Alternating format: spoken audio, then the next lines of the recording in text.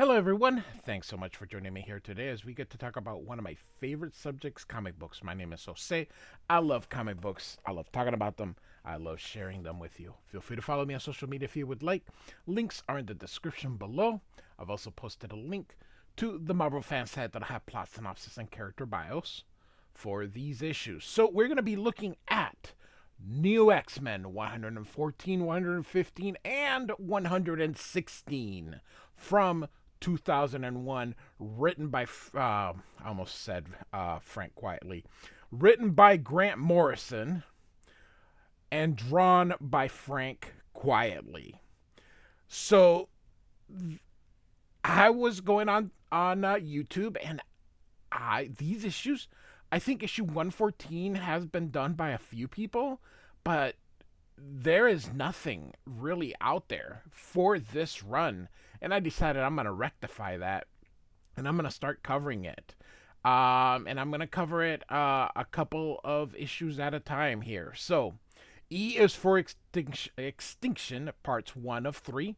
Great cover here by Frank Quietly. Love, you can't see everyone's face is shaded, but we of course have Emma Frost, Cyclops, Jean Grey, the Beast, and Wolverine, and then Professor Xavier. And then, of course, we can see all this digital coloring that was so prevalent back during those times. It's a good cover. I really like it. One of the saddest things is that Frank Quietly was not able to stay on this title very often, and really, he was supposed to be the main artist, but he's just too slow. He's not able to carry a monthly. So here we go. We see Wolverine here fighting a headless sentinel, and Cyclops says, "Wolverine, you can probably stop doing that now, as the head has fallen. It looks like they are in Sydney, Australia, and you can see this weird-looking three-headed dude is trapped underneath the Sentinel's hand here. So, pretty cool. Then we are going to go now to double page here. And it says here 30,000 years earlier. And here you see Cassandra Nova. This is her first appearance. This is how it happened the last time, she says. And so you see the Neanderthals fighting the new Homo sapien. And so she's saying, Neanderthals, the last unlucky remnants of their kind, soon to be replaced by smarter, faster, more aggressive species, Homo sapiens. Meet our ancestors wiping out the competition. And this is one of the Trask people. He's like, does it have to be so real? They're biting pieces off. I'm sure there's no evidence to prove the Neanderthal man was slaughtered. And then he's kind of covering, I saw a documentary on TV. And Cassandra says, television has made you an expert, has it? As the world's foremost evolutionary biologist, Mr. Trask, I can assure you that history is repeating itself as we speak. There is a faster, more aggressive race in our midst, eager to inherit the earth we stand upon. Science calls them Homo sapiens superiors, the mutants. You saw my findings. The race will be extinct as Neanderthal man within 4 generations, unless we fight back before it's too late. And so he's seeing all this. And they're after killing all these people, they're going away. Unless we exterminate the mutant germ line once and for all, humanely, of course. But Miss Nova, I'm only a dentist, he says. Then we get this double page spread with just the credits here. Cyclops, Jean Grey, she doesn't even have a code name anymore. Emma Frost, Henry McCoy, Logan Wolverine. E is for Extinction 1 of 3, Morrison quietly, and then Tim Townsend. So he is inking. Um, and here's the thing: I was very excited for this. This is actually uh, a very cool series, and I'm surprised that not many people have covered it. There's all these comic book channels, and I just kept looking, and I just couldn't find it. Like I said, I found 114, so this issue, a few people have covered it, but I could find nothing on the rest. So, um, hope it does well. I really enjoyed it. Grant Morrison came with so many ideas. So, all right, we're in the Savior Institute for Higher Learning, and the Beast says, "Be careful where you put your head, Professor. The contacts on the mind phones may fall short of my usual deft finish." And one of the neat things is just the way their uniforms are. They're kind of like leathery. This is of course during the time the movie came out, so black costumes. Um these British paws, and I take full responsibility if your earlobes are torn to fringes by razor sharp plastic. Otherwise, Cerebra is ready to rumble, says the Beast here, and you can see Jean Grey coming through. And Xavier says, "I have no earlobes, Henry. Proceed. If Cerebra works, she'll amplify my psychic sense to the 10th power. Is that the idea? I very much look forward to experiencing that." So, here we go as he's in this big chamber here. Jean Grey's still walking ever closer. And Jean says, "Cerebra," and you can see she's telekinetically holding onto her coat. And B says, "Imagine Cerebra's big sister. She can boost the professor's mutant locating ability to a global range." I thought Cerebro already did that, but hey. "Humor me, Jean. I'm hormonically imbalanced." And she says, "You're incredibly upbeat for someone who's returning into the romantic lead from Beauty and the Beast on Ice. If if if what's sorry, if that's what you want me to say." And she says, "Soda," and he says, "Diet, please." And she says, "Diet, you weigh 600 pounds. So, do I want to get fat? I do a lot of leaping around here," he says. "I suspect my latest beast form is connected to this year's mutant baby boom. Sunspot activity, manic depressive mood swings. I feel like a Hindu sex god, Jean." Such Grant Morrison. That is. "I'm going to write a paper when I relearn how to use a pen." And she says, that new look suits you, Frank. Distinguished feline. I like it." And he says, "It all seems pretty natural. Everything okay, Professor? You know what Jean and I are like once we get started." And so he ends up ripping the entire soda here. And so another double.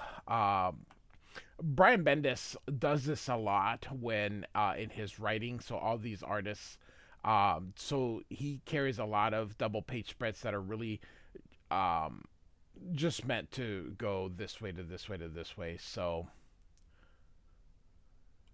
And so as you're watching here, you'll notice this big spike here. This is South America. This would be, of course, Cassandra Nova. So, and the Beast notices it. And Jean says, "Professor, I missed it. There's something around Colombia, Ecuador. Perhaps I thought I felt a trace, but enhance X 2000 or 200. And Jean says, "It must have been a trick of a twinkle in your eyes, Hank. It was like a flare, a genetic code flare. Someone could be in trouble." And he says, "I really did see something," and sees all these mutants here. And then, of course, this here would be Scott and Logan uh, are returning their way home from rescue operations in Australia. Why don't we ask them to look at our flare, Henry? And so, speaking of, here they come. And so the guy's saying, "I've never been lucky down under." That three-faced guy. But hey, enough about my love. Sorry, that was Wolverine. But hey, enough about my love life. Tell your grandkids you just walked away from a Sentinel attack, bub. That is, if it didn't scare you sterile. And he says, "Thing was as tall as a house. You're X-Men." And Cyclops says, "He's Wolverine. I'm Cyclops." And he says, "Steve. My mates mostly call me Ugly John." And Cyclops says, "No smoking, please, Wolverine. You have rapid healing gifts. The rest of us are running on lungs." And Logan says, "I can't help smoking, Space Cadet Summers." And he says, "The big bad sentinel set me on fire. Remember, I'm dealing with emotional and physical side effects in my own way." And look at this. He just tosses a cigarette in there. And so, my God, it's just Frank quietly. So, anyway, so they continue just kind of chit chatting and talking for a little bit. So, as they continue chit chat here, they get the call from the professor saying that he wants to talk to them. And so now we're back in South America, and Trask takes that off, and he's like, "I gotta take this off." And Cassandra says, "The massacre you witnessed was only a simulation. Imagine the sickening reality. Imagine the day when the leering freaks and the mutations comes kicking down your door to bash your daughter's brains in. Evolution takes no prisoners." And then he throws up here. And oh my God. She says, "Very poetic, Mr. Trask. Your uncle Bolivar built the first of the old Sentinels. Is that right? The Philadelphia Trask, controversial creators of android weapon systems designed to identify and terminate the mutant X gene carriers." And he continues throwing up. "They look wonderful, I admit, designed classics, but Sentinels have always been spectacular ineffective against highly adaptive mutant targets. Did you know your tax dollar helped fund a Shadow Sentinel program, Mr. Trask?" And she says, "No, you didn't. No one did," as the helicopter lands here. This is very cool. And as Cassandra walks out, and so you can see him hanging on. I love the shadows that are being displayed here. What do I know about Sentinels? I have a successful dental practice in Albuquerque. What are we doing here? You said, and Cassandra interrupts him, "A basic master mold factory unit was constructed during a lull in the fighting rebel forces government.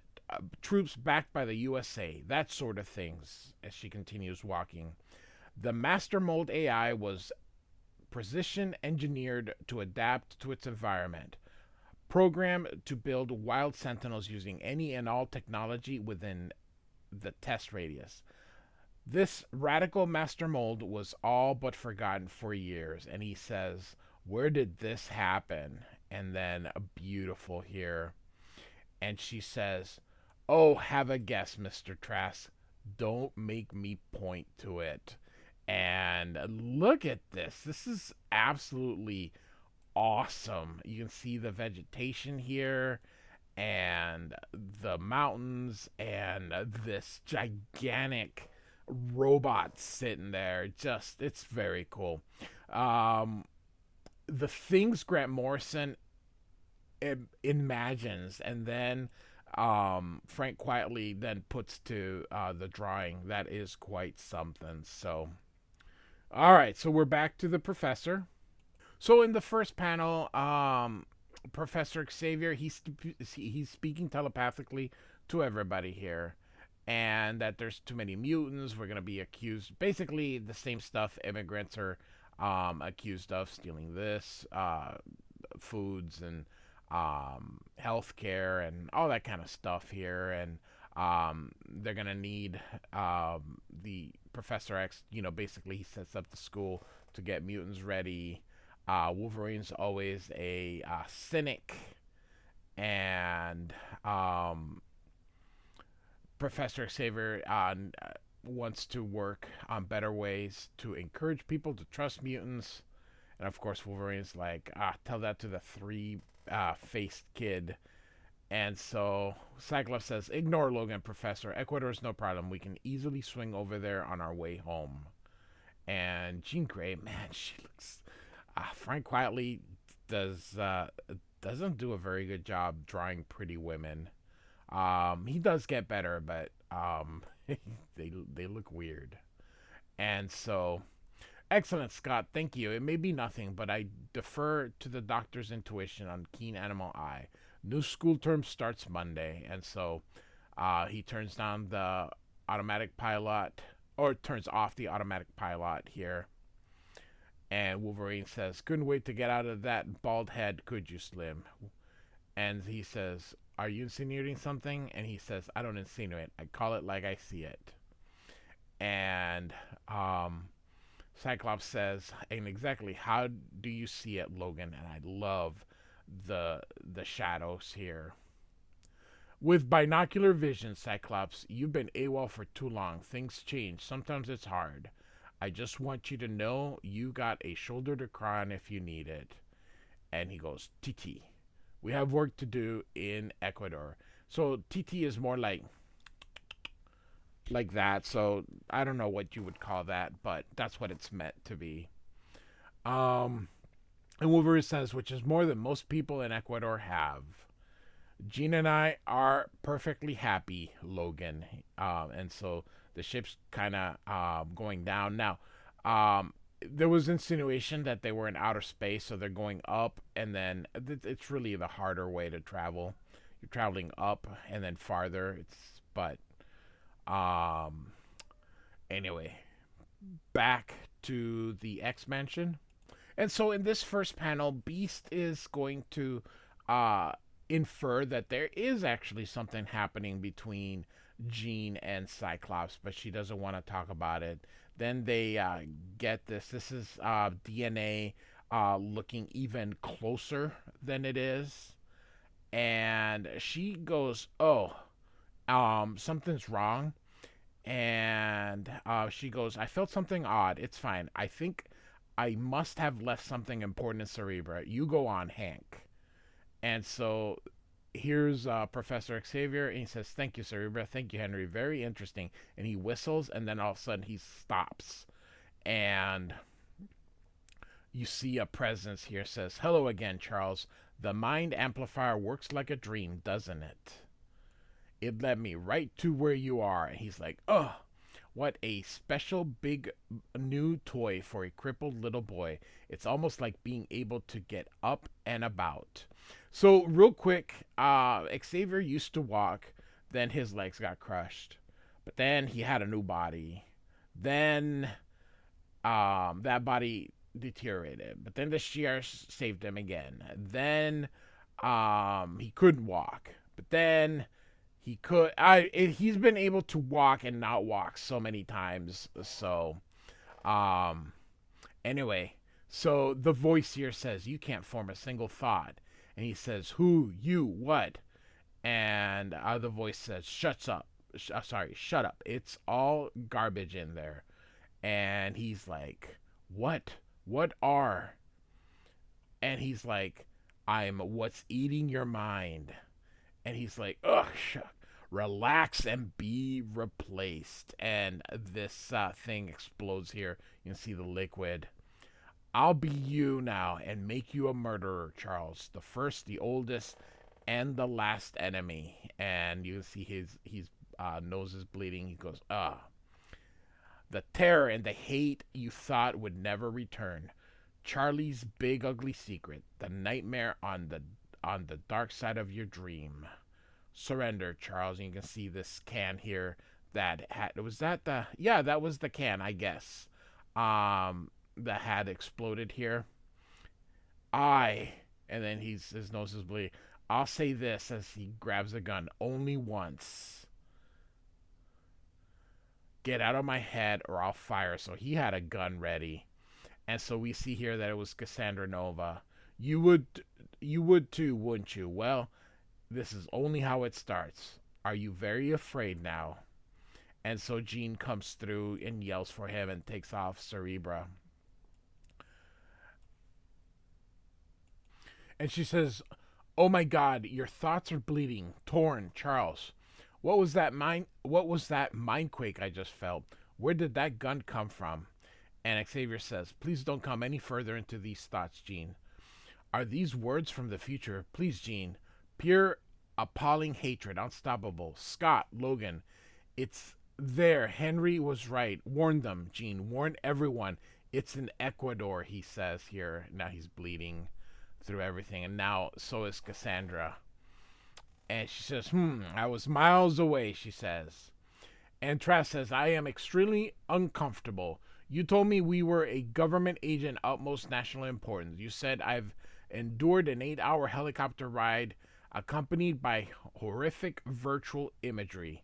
I'm being eaten alive by enormous insects, and there are sounds out there. You led me to believe I'd be performing Black Ops root canal work on the president. What are we doing in a guerrilla war zone?" And Cassandra says, "Stop quivering, Mr. Trask. No rebel forces remain. No loyalist troops are left. There's only a scrapyard here, scavenged and stripped of raw materials by the master mold." And Trask says, "What are you saying that? Sorry, you keep saying that. What does evolution have to do with the dentistry? Where are we going?" And Cassandra says, "You're here for a reason. Don't worry. Imagine self-made sentinels using spare parts to evolve themselves into more effective forms." And Trask says, "I don't think I want to. What's that noise? Look, I demand to be taken back to safety." And then he's like, "It's like a monster wasp. It's..." And all of a sudden, there's this blood just spraying through like a horrible giant lawnmower. And these people were all getting killed. And Cassandra's like, "It's them, wild sentinels, look." He's like, "I can't. Oh God, you're crazy. Ugh." And Cassandra's like, "Don't waste any tears on the soldier boys. They came pre-deceased. They make me look official, so I march the corpses around with my thoughts. See how the family androids have grown up, Mr. Trask." And, ugh, disgusting. And look at her. She's just like, "Go on, meet humankind's last hope against the mutant menace. Talk to them, Mr. Trask, or they'll chop you up and grind you into neatly filled segments." And he yells and goes, "No, don't hurt me. In the name of God, stop them," he says. And they, he's like, and they go, "Vocal identification, Trask. Prime commands protocol, search online, running protocols. Preserve Trask DNA." Look at these little creatures. And Cassandra, "That must be your famous charm and captivating wit running down into your shoes. Don't be scared. These deformed homemade horrors were manufactured in a master mold designed by dear Uncle Bali," that means Bolivar. "Preserve Trask DNA." And she says, "They'll do anything you say, Mr. Trask. I brought you here in my capacity as a biologist because I feel it's your duty to save the human species." And he goes, "They're not attacking you." And she says, "Why be a small man when you could be the scourge and destroyer of monsters? These android assassins has obviously reached the limit of their abilities to evolve in this environment." And she continues here and says, "The word you can extend with a word you can extend their reach. With a word you can exterminate Homo sapiens superior in its infancy, while the species is still too young to fight back. So lower that once commanding voice of yours a few octaves." And we've got this amazing page here. Love it. And she says, "Forget your dental practice, Mr. Trask. Your future lies in genocide." And that concludes issue 114. So now we see this amazing cover on 115, New X Men 115, with Wolverine here, with just one claw popped out. That smile, pretty cool cover here. This series, Frank Quietly has almost an Arthur Adams type uh penciling. So here we go. And Trask says, well, when I got out of bed this morning, I didn't expect to exterminate 15 million people. And Cassandra says, they're not people, Mr. Trask. They're dirty, stinking mutants. And we got our credits page here. And here comes some of them now. As here comes the X-wing, as Sentinels are leaving, and again we've got the cast with their names on it. Now we haven't seen Emma, but she will show up in this issue. And so, Ugly John is like, "What the heck? What happened?" And so Cyclops says, "It's a Sentinel. That thing looks like the Sentinel Master Mold Factory. The only reason they exist is to mass produce mutant killing androids." And Wolverine says, "Looks like it's mass producing all over us. You ever seen anything like that, Slim?" And Ugly John is like, "For God's sake, step on it." And so you can see that they're landing on the ship here. And so Cyclops is like, "Engine 3 is out." So he's all calm, and they're going in. And Wolverine says, "How much money do you think Xavier paid for this equipment?" And Cyclops says, "Relax. I've survived much more jet aircraft crashes than any other mutants. Any other mutant. Insurance takes care of everything." And off he goes here. And they crash by the Master Mold's legs. And so we see that smoldering thing here. And Wolverine says, "You know what I admire most about you, Summers? Your icy calm lunacy under pressure." And he says, "Call me Cyclops during missions, Wolverine. It keeps things straight." He says, "You call this a mission," and you can see Ugly John just freaking out. "All I know is we can't let them turn the X-wing into technology. Sorry, the X-wing ate technology into spare parts." And so he says, "Scott Summers, Cyclops, voice key for auto destruct." And then, Wolverine does the same thing. Cyclops presses the buttons here, and they eject. And so you can see Wolverine punching one of those robots here. And you see the parachutes are behind, and the X-wing is going to blow up here. So, and you can see Ugly John crashes into the water. And so they're getting out of here. Poor guy, he's not used to that. And so Cyclops is like, "How do we get out of this?" And Wolverine says, "Nothing here. Nothing much here. Old cans, scraps, and salvage, and some electronics. You ever seen a Sentinel that looks like this?" Wolverine taking out with that camera. Look at the gun here. "I've seen enough Sentinels hunt mutants, Logan. They know we're here. I figure our only option is to disable the Master Mold." And so Wolverine says, "So whose idea was it to divert via Ecuador with a civilian in tow?" And so Ugly John starts to get up here.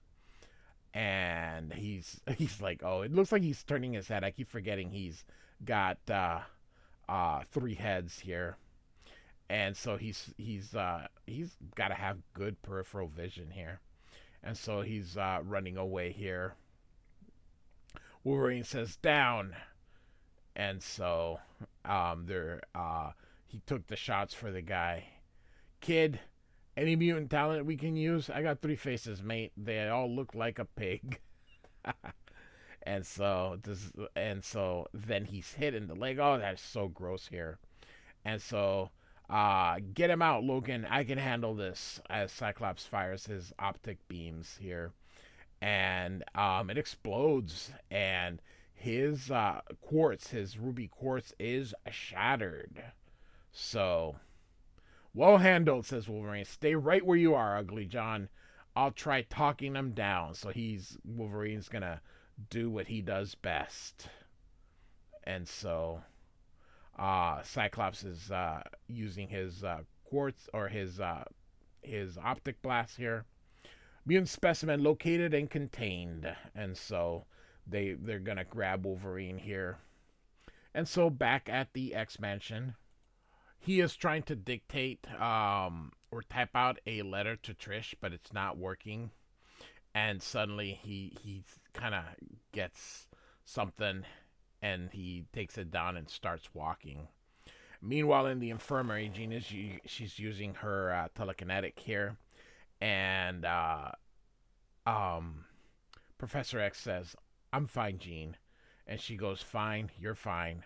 One minute your brain is bleeding through both nostrils, the next you're fine. Why didn't you tell us you carried a gun?" And he explains that he wouldn't use it on somebody else, but his brain is a lethal weapon. If some enemy were to hijack it, I'd have to be prepared to make the ultimate sacrifice if need be. Now, Rick Remender does something in Uncanny Avengers about 20 years later. Well, maybe not quite 20 years later. So this is 2001. So Rick Remender did Uncanny Avengers.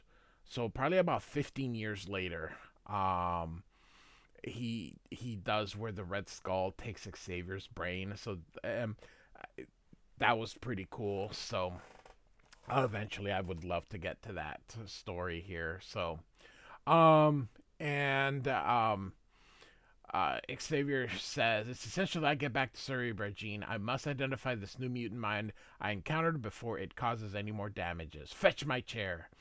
And she's just all calmly here says, "That tone of voice might work with Scott, but not with me. You're in no fit condition to." And then Beast comes through and it says, "We lost radio contact with Scott and Logan." And so you can see his getting dressed, and he's like, "The Cerebras are only means of contacting our people. My chair, please, Henry." So, of course, he will obey here.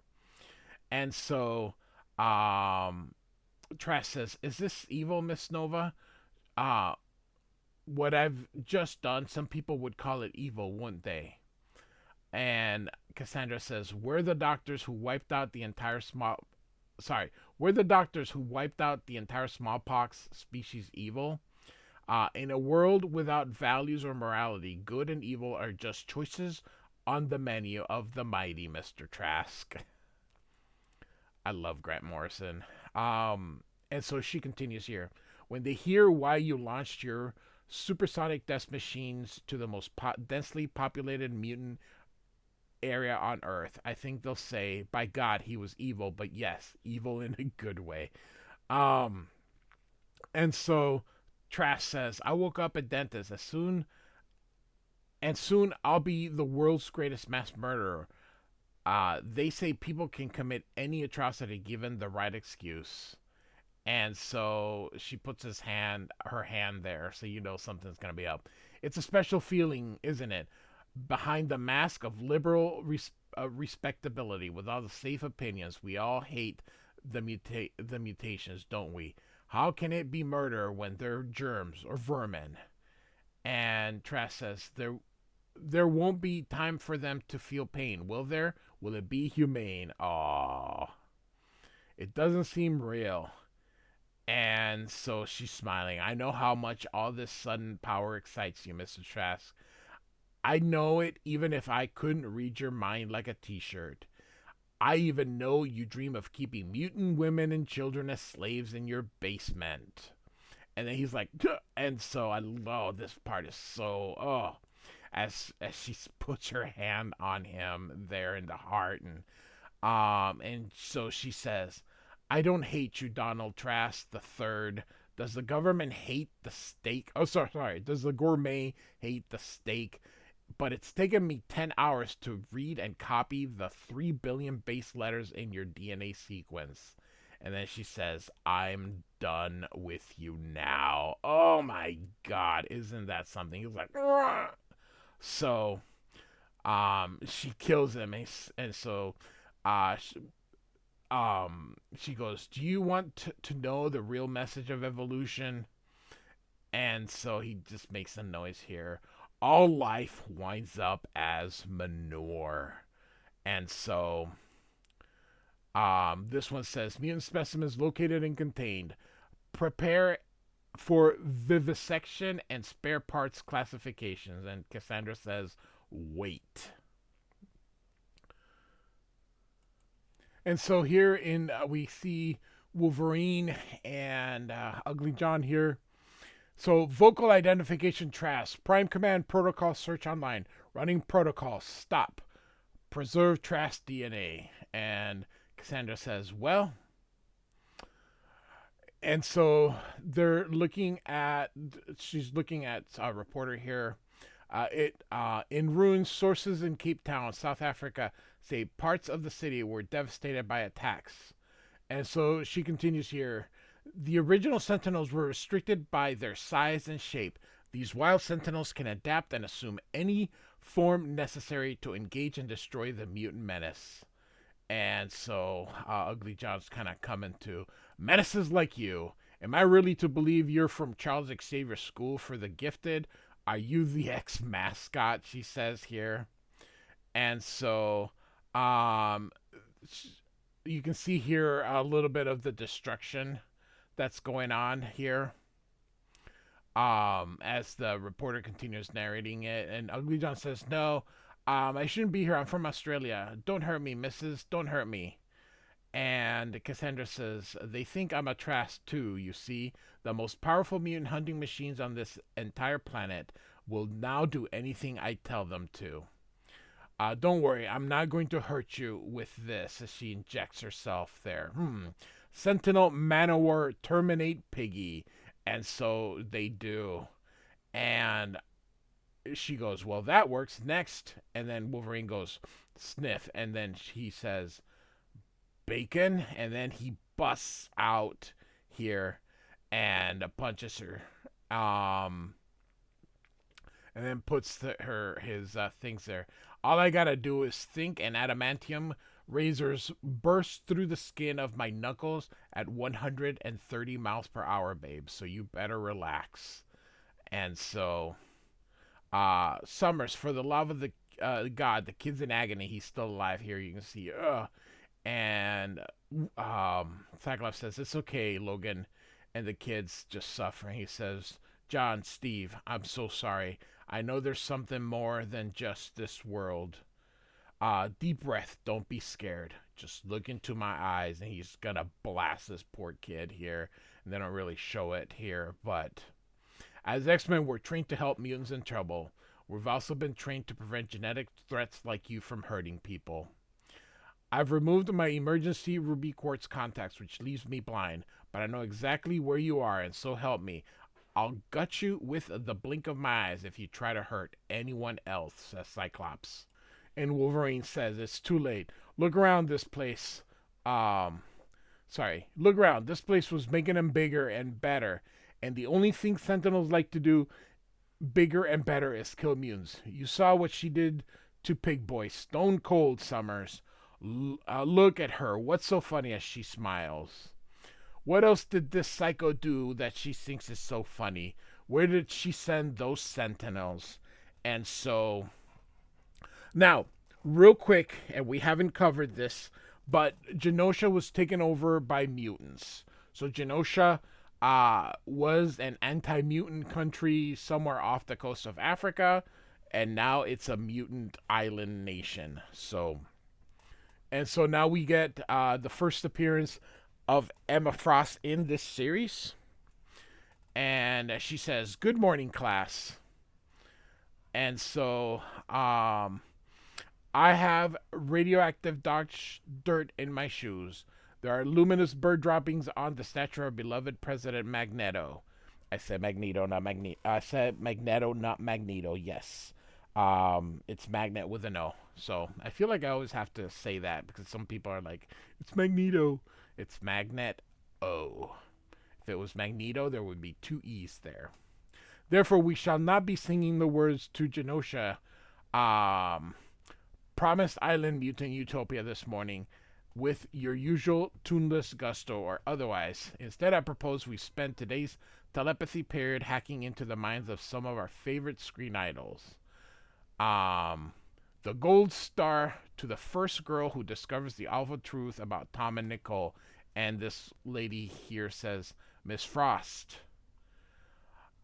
You think everything's just a joke, but I had the same nightmare 50 times last night, and I'm having it again right now. Everybody's about to die, and you see this light coming through, and suddenly, boom! The sentinels are going through everything, and just and so here in the Capitol building or whatever, Magneto sits almost in a wheelchair, very similar to Xavier, and that big gigantic fist just goes right through it, and they're just just beautiful. This the way this that Frank Quietly draws just beautiful. Look at this. The detail, the I wish he would have. I wish he would have drawn at least half of this here. So, extermination event underway. Target Genosha. Population 16,521 and 63, and it's falling here, and now it's at 11 million. And Charles Xavier's. No one saw it coming. We were drinking tea, making love, he says, and now 8,800,763. All those lights going out, and no one saw. So that concludes issue 115, and we got one more to go. And so we get to the conclusion of the first part, or the first arc, Is For Extinction, part 3 of 3. So, New X-Men number 116 with the White Queen here, or Emma Frost. So, the X, of course, is what the uniform is meant to be. So, and you know how I said he can't draw women? So when he really tries, it sort of works, but they look weird. Their faces look very weirdly. But this is his style, so. Alright. Here we go. So we start out with sort of a joke, which seems off character for someone like the Beast to do it, but it is Grant Morrison, and you can see this scene. It's not looking very well, but drawn beautifully by Frank Quietly. And the Beast says, I don't know how to break this to you, but your dating days may be over, my friend. It does not seem like something he would do, but just seems out of character. But yeah, you can see that everything is dead.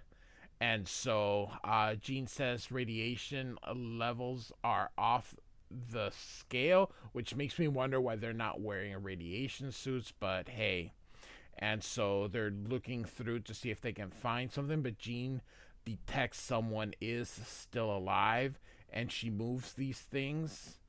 And coming up would be the White Queen. And of course, she's got that new power of hers that she becomes like diamond hard. And she's like, take her to the hospital. And they're like, sorry, she's dead. And then it's like, bring her back to life, you imbecile. And so the guy's like, she's been dead for hours. So they go, what happened to your skin? She goes, I have no idea. It got hard. And then she asks, what happened to everything? And so you can see just the shock of Professor Xavier here. And so they let us know half the population of mutants has been wiped out. They think it's a species war. And Magneto is among the dead. So that it was a Sentinel and no one has claimed responsibility. And so Cyclops and Wolverine are coming in. And Cyclops says Professor Hank remembers some kind of gravitational bottle he'd put together to contain the Juggernaut. It's holding so far. And Wolverine says, Charlie, you better check this out. This is like nothing we ever saw. And Xavier says, Magneto is dead, Scott. And he says, I know, sir. We're mobilizing all trained mutant operatives into emergency aid squads. And so, what are we going to do with the creature who did this, meaning Cassandra Nova? So, they have her. And so, she's in that stasis here. And Xavier says, you severed her vocal cords, Wolverine? And Wolverine says, executive decision, Chuck. She was voice activating the Sentinels. She got her own personal healing gifts, and right now they're working hard to fix the tissue damage, so we don't have much time to stand around flapping our gums. So there she is. And so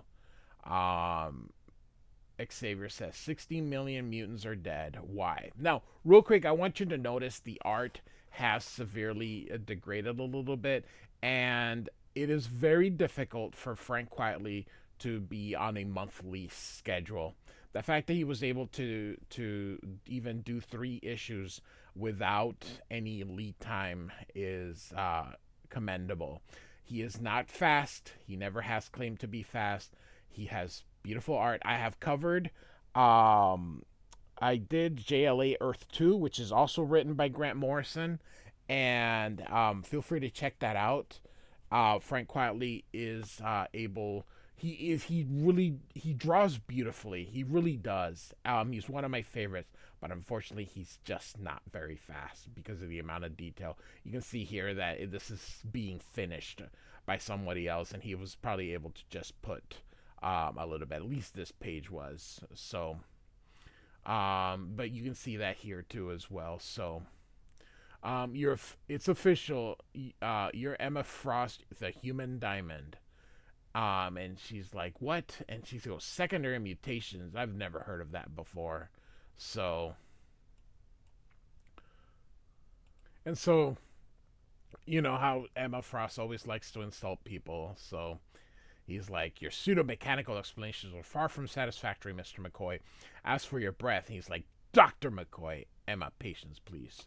I know you've been through a lot. We saw Genosha. We're still counting the dead and trying to figure out who we've lost.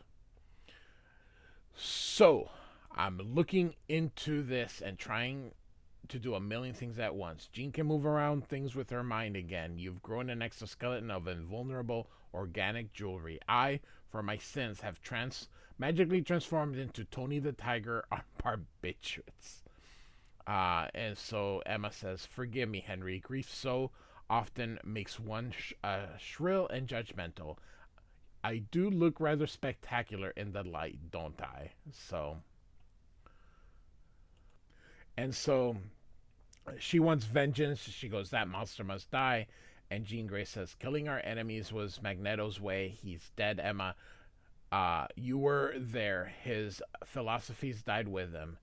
And Emma says, oh, come on, Jean. Humans made those Sentinels to kill mutants. That thing in your cells gave the order. And Jean says, I know, and Genosha is gone, so the only way left now is the Professor's way. We need your strength and brilliance to help us recover from this. And she goes, Titi, we all knew something like this would happen in the end. They're wiping us out. Enough, she says. I've called a taxi telepathically, Jean. I've become the perfect, Faberge? I don't know what that is. Killing machine for a reason. And that reason is surely not to wave the flag for ex-liberalism.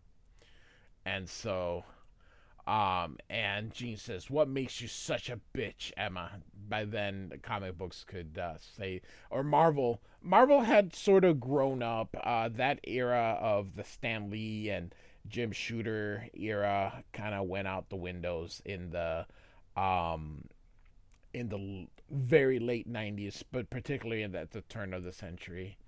And so Emma answers her and says, "Breeding, darling. Top class breeding." So look at the computer colors trying to create that diamond, that glowing thing.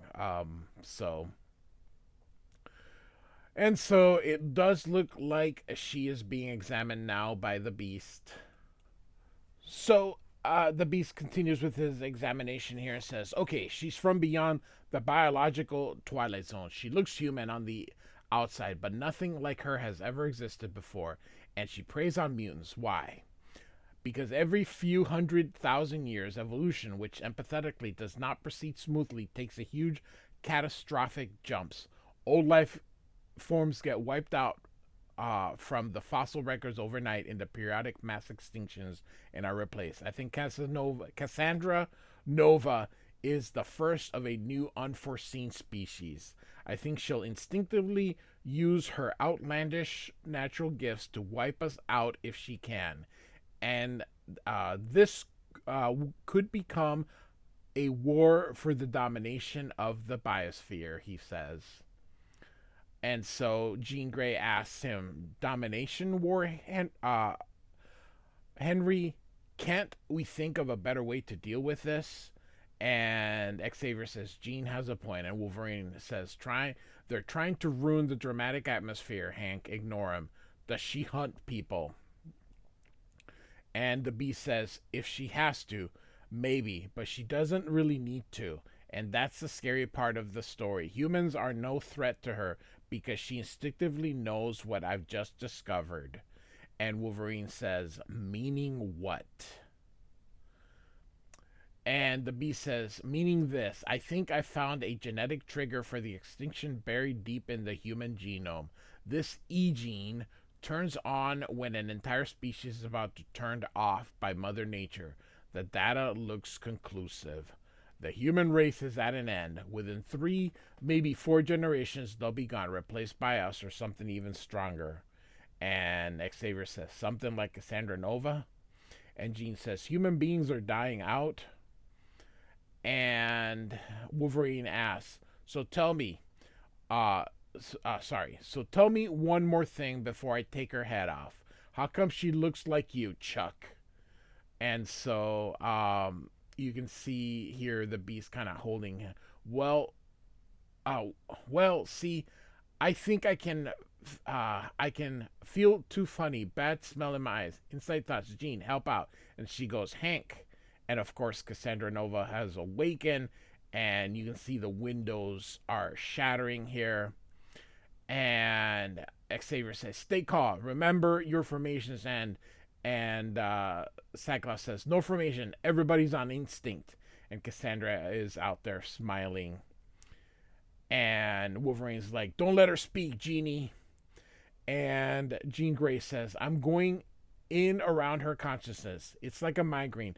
There's just a big hole where she should be. Charles, I need support." And Xavier says, "Her mind is a trap. Stay back, Jean. I think I can close her motor functions from..." And then she pushes him through here, Cassandra Nova. Man, she's a badass. When Morrison, I'm telling you, this guy's brain is 100 miles an hour. When he was doing JLA, I just kept, which I have, I think the first 20 some issues of JLA from Morrison's run on a playlist, and Grant Morrison is just wow. I mean, his mind is just crazy. So, Cyclops goes, "Hank," and he says, "Check." "Logan," as he shoots her with his eye beams. And so you see Hellwellow. These there's these things. Welcome back, welcome to the Black Bug Room. Everyone has their own Black Bug Room. This is yours, Scott. So she's doing something to his mind here. And so here you can see he's attacking Jean Grey now. And she says, Jean, listen to me. There are things we need to talk about our relationship, Jean. Listen, the bugs say. And then she's just not doing very well. Just a quick thing, just based on what some people may know, or if you've been following my channel for a while, I've been covering Chris Claremont's era of X-Men. But during this, Jean and Scott were married. So this is some stuff has happened. So they got married in the mid 90s. So all right, so the Beast says, snap out of it, Scotty. Take charge. The bad guy is killing Wolverine, as he actually smacks him here. And so, look at that. She gets rid of his flesh. Oh. Jean, come back to us. Think about the oxygen molecules getting faster around Cassandra. Make them go faster, baby. And she's like, faster and faster. And so, and you see her taking out Wolverine, and he's like, team! And so, just like an explosion here, his hand is it's just a skeletal here. And B says, Logan, stay still. I have enough painkillers here to send a Brontosaurus to Happy Land. Save for your Brontosaurus, bub. She's getting away. And so there she goes here. And so, my goodness, the White Queen is leaving. And she's her and the driver are kind of talking, and she finally goes, stop the car. And so Wolverine then goes and lunges at her, hits her, and he knows, I know you're just some I try not to cuss if I don't have to here, or if they don't say the words. So, things that want to survive. Wrong place, wrong time. And so, Xavier says, see what she's trying to do. If she reaches the Cerebra system, her power will be amplified. Oh, dear Lord, no, Scott. And Jean's like, Charles, you mustn't go. You mustn't. And B says, it's okay. Shh. And so she kind of phases through that here. And Wolverine's like, grrr. And Cyclops says, Cerebra. And so she's walking toward it. Dear Charles, from here I can reach out and take hold of every remaining mutant mind on Earth and extinguish it. And you can see that there. But I only want one. And suddenly, her neck is broken by the White Queen as she comes through. There are some things you shouldn't be allowed to get away with, says the White Queen. And I love this. It's just one continuous panel here. It's beautifully done. And Wolverine says, you guys okay with this? And Cyclops is like, she had to be neutralized, Logan. Emma, I knew you wouldn't turn your back on us. And she says, sweet as you are, I didn't come back for you, Scott. I came from my handbag. Lucky for you, this is Louis Vuitton. Hey, she has the healing gifts, right? And she's like calling out Charles. And then she is shot. And they all look, and Xavier says, it killed 60 million mutants. It would have killed us all. May posterity forgive me. And so you can see all this like weird blood there. May our dry cleaners forgive you, Charles, dear. May God award you a medal for your uninhibited marksmanship. And Wolverine goes, hardcore, Chuck. I had to put a stop to it, Logan. I won't allow any more mutants to die. Things must change now. And he says, to me, my X-Men. That is awesome. And so So Xavier is on TV a lot, and Scott's wondering why he's doing all this, and Jean says he's traumatized, and she says, I can't stand being so distant all the time. It's driving me mad. And I'm also covering X Factor in the beginning where Scott's going through all this trauma with Madeline Pryor. So Scott Cyclops here can be a bit of a jerk a lot of times. So he does get cold and distant. He's like, I don't know what to say. You can read my mind. And she says, no, read my lips. Nothing will ever break the bond we between us. We both know that. But we barely touched one another for 5 months. Right now, this marriage feels very cold and strange. And Cyclops says, Jean, when and Sabanur was in my head, that would be apocalypse here. He spent a lot of time stripping away a few of my illusions about life and about myself. I realized how many of my high ideals are just based on self interest and self deception. I denied it, of course. I beat him in the end, like we always do, and I cast him out of my thoughts. But the thing is, I just can't seem to cast his thoughts out of me. And Jean says, you're not the only person who was ever possessed by an evil spirit, Scott. The bad feelings go away. And Cyclops says, I don't know if I feel bad, Jean. I just feel strange and different. That's all. I don't want to hurt you or anyone, but. And then he says, they hear Professor talking. He's like, he can't do this. Oh my God, Scott, what is he doing? And we end the issue with Scott, with the professor telling the world, ladies and gentlemen, my name is Charles Xavier, also known as Professor X, and I'm a mutant. So he has come out to the world as a mutant, which he always kept hidden. So Grant Morrison is bringing that to the forefront here. So Grant Morrison, I think, is the one person, if you had to say or describe his run, is the one that made the X-Men grow up, the ones that moved them forward, really, from everything Chris Claremont and the Mark Waid and Fabian Nicieza and all the people that sort of replaced after Chris Claremont until Grant Morrison got there. I mean, he really was quite a force of nature. This is one of the best runs. So, all right, we looked at New X-Men 114, 115, and 116. All three issues written by Grant Morrison, all three issues penciled by Frank Quietly, and all three issues inked by Tim Townsend. So I hope you enjoyed this coming up. I'm going to try to cover all the issues of Grant Morrison. And hopefully we're going to do it into 3 or 4 issue segments here. So hopefully I can have this series completed within about a year or so.